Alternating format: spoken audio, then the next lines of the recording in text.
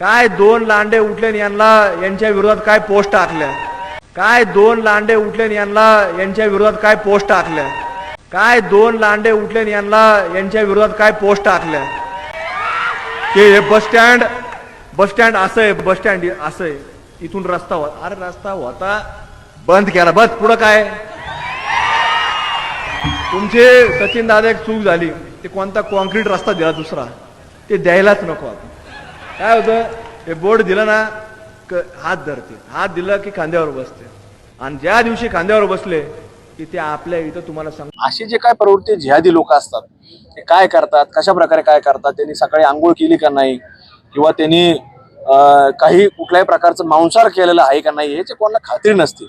आणि मग त्याचं पावित्र्य, ज्याच्या मनामध्ये जर चांगला निर्मळ आणि प्रांजळ माझा मनुष्य असतो तर तो ह्या सगळ्या विचारधारा जोपासतो, आणि त्या प्रकारे पावित्र्य राखण्याचं काम हिंदू धर्मामध्ये प्रामुख्याने होत असतं.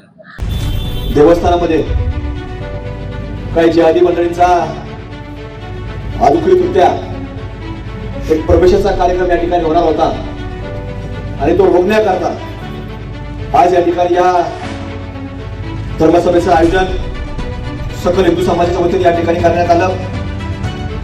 जिहादी विचारांचा अगदी खडून समाचार घेतला अशी आपल्या जिल्ह्याची एक हिंदुत्वादी बोलत होतो आदरणीय सागर भैयाची भेट. जसं सागर भैयाने आता सांगितलं की आपल्याकडे ज्यावेळेला काही अशा घडामोडी घडत होत्या आणि सांगण्यात आलं, कारण त्या देवस्थानाच्या पैशातनं ती जिहादी पोहोचत आलो. आता ही जिहादी पोहोचवतात म्हणजे काय करतात आपल्या सर्वांना माहिती आहे. आजपर्यंत जेवढ्या घटना या भारतभूमीमध्ये घडल्या त्याच्यात कुठलाही हिंदू कधी सापडलेला नहीं. कुठले नाव चौक सापडले. किस तरह नेता लोग हिंदू भाइयों में मुसलमानों के खिलाफ एक जहर फैलाते जा रहे हैं. जी हाँ, जिस तरह नीतीश राणे, टी राजासी जैसे नेता हमारे देश में केवल हिंदू और मुसलमानों को लेकर जो मतभेद निर्माण करने की जो बात कर रहे हैं, ठीक उसी तरह ये नेता लोग आज हमारे देश में दो समाज में लड़ाने का प्रयास कर रहे हैं. इस मामले को लेकर अहमदनगर, औरंगाबाद, अनेक शहरों में मुसलमानों में नाराजगी फैली जा रही है. अब पता ये चला कि अजित पवार गठ, राष्ट्रवादी कांग्रेस पार्टी की ये पार्टी है, शाहू फुले अंबेडकर विचारधारा को रखने वाली पार्टी मानी जाती है. अब इस पार्टी में हिंदुत्ववादी विचारधारा रखने वाले नेता लोग कहाँ से पैदा हो रहे हैं, ये एक बहुत बड़ा सवाल हमारे सामने है. ये सवाल इतना बेहतरीन सवाल है कि अजित पवार को इसका जवाब देने के लिए कोई रहा नहीं. इन्होंने धर्मनिरपेक्ष और सेकुलरिज्म का नाता तोड़कर हिंदुत्ववादी विचारधारा को सामने रखते हुए ये काम को अंजाम इनके राष्ट्रवादी कांग्रेस पार्टी के नेता लोग कर रहे हैं.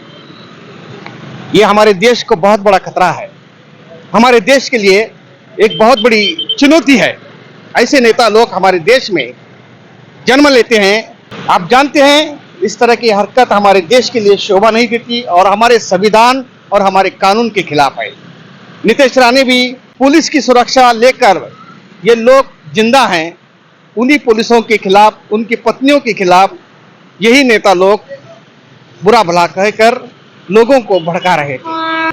ठीक मैं आपको बताना चाहता हूं कि मुसलमानों में कितनी नाराजगी फैली है, आप खुद देख सकते हैं. असं आहे की भारतीय जनता पार्टीचा बेसच हा जातीपातीच्या राजकारणाचा आहे. त्यांच्याकडनं दुसरी काय अपेक्षा आहे? त्यांना मूळ प्रश्नावरून बगल देण्यासाठी जातीपातीचं राजकारण करतात.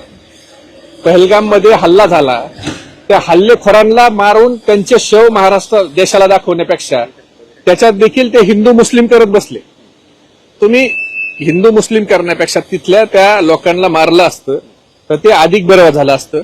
पण ते अजून जिवंतच आहेत, ते मेलेले आम्हाला कुठं दिसले नाही. आणि हे सगळं प्रत्येक गोष्टीचं शनी शिंगणापूर हे खूप लाखो करोडो लोकांचं, भाविकांचं श्रद्धास्थान आहे. जगभरातून लोक तिथे येतात. भारतीय जनता पार्टीने तिथं येणाऱ्या भाविकांची सोय करण्यासाठी 500 कोटीचा आध्यात्मिक आघाडीने पुढाकार घ्यावा. आणि आता काढले तुम्ही मुस्लिम कर्मचारी, झालं तुमचं. आता आध्यात्मिक आघाडीला माझं आव्हान आहे की आता तुम्ही शनी शिंगणापूरसाठी 500 कोटी रुपये आणा आणि त्या देवस्थानचा विकास करून दाखवा. तुमचं सरकार आहे ना, तुमचं सरकार आहे ना, मग आता दाखवा तुम्ही तिथं 500 कोटी रुपये आणून करा ना विकास. आम्ही स्वागत करू त्या गोष्टीचं. मैं मुस्लिम वेलफेयर एसोसिएशन के राष्ट्रीय अध्यक्ष के नाते आदरणीय अजित दादा पवार और महाराष्ट्र के प्रदेश अध्यक्ष सुनील तटकरे साहब से एक निवेदन करता हूं कि राष्ट्रवादी कांग्रेस पार्टी की विचारधारा शिव शाहू फुले अंबेडकर और मौलाना आज़ाद की विचारधारा है। इनको लेते हुए हम साथ में चले हुए, हर इलेक्शन में हमने मुसलमान समाज हो या हिंदू समाज हो, सबको इस विचारधारा में चले। लेकिन इसी पार्टी का एक आमदार है संग्राम जगताप, जो अहिल्यानगर के आमदार है, और हर दिन मुसलमान को उठ के कोई ना कोई ऐसा वक्तव्य करते हैं। अभी हाल ही में उन्होंने वक्तव्य किया है, जहाँ दिखेगा दांडिया वहाँ चलेगा दांडिया, जहाँ रहेगी अली वहाँ चलेगी बजरंग बली। इस वक्तव्य से दो समाज में थेट निर्माण होता है, दो समाज में नफरत पैदा होती है। क्यों इनको जीतने के बाद भी इनकी ये मजबूरी है कि दो समाज में आपस में झगड़े लगाना है। मैं आप दोनों से, आदरणीय अजित दादा पवार और सुनील तटकरे साहब से एक निवेदन करता हूं कि ऐसे आमदारों को रोकिए, वरना मुसलमान समाज का जो आप पे भरोसा है, जो हमेशा आपके साथ चले और आपने काफ़ी काम मुसलमान समाज के लिए भी किया है, अपने सब समाज के लिए काम किया है, उनका भरोसा आपसे उठ जाएगा। तो मैं आपसे निवेदन करता हूं कि ऐसे आमदार से जो अपनी एक कहीं ना कहीं मिनिस्टर दर्जा पाने के लिए या महामंडल पाने के लिए एक समाज को नीचा दिखा रहा है, ये भूल गए कि उसी समाज के घर पे ये जाके बड़े मजे से बिरयानी खाया करते थे। आज वो बिरयानी को भी भूल चुके, मुसलमान समाज को भी भूल गए। आज इन्होंने कहीं ना कहीं अपने आप को हिंदुत्व दिखाने के चक्कर में हिंदुस्तान के संविधान को ये कुचल रहे हैं। रोज कहीं ना कहीं एक समाज को टारगेट करिए, इनको रोका जाए, वरना आप पर से मुसलमान समाज का भरोसा उठ जाएगा। धन्यवाद। इस मामले को लेकर ऐसा समझा जाता है कि देश में संविधान को खत्म करने का प्लान यही राजनीति लोग कर रहे हैं। ये लोग अपने मंत्री पद और अपने मफाद के लिए, अपने स्वार्थ के लिए तरह तरह के हालात को पैदा करके देश में हिंदू समाज में मुसलमान के खिलाफ एक नया रोष पैदा करने की साजिश कर रहे हैं। ये गलत है। ये संविधान के कानून से अगर देखा जाए, डॉक्टर बाबा साहेब अम्बेडकर के संदेशों को अगर देखा जाए तो ये सरासर गलत है। संग्राम जगताप, नितेश राणे जो बयानत करते हैं ये सरासर गलत है।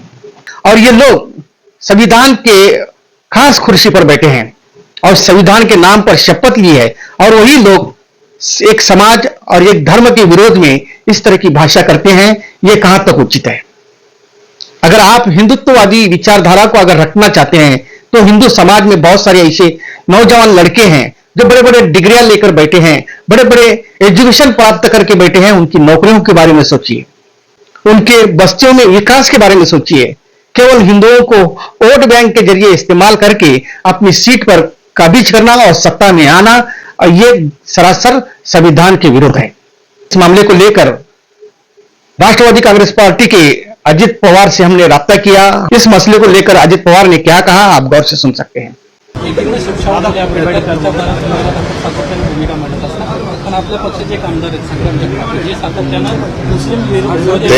मी त्याला आज बोलवलेलं आहे। आज आमची आमदारांची मीटिंग आहे, त्यामध्ये मी त्याला विचारणार आहे।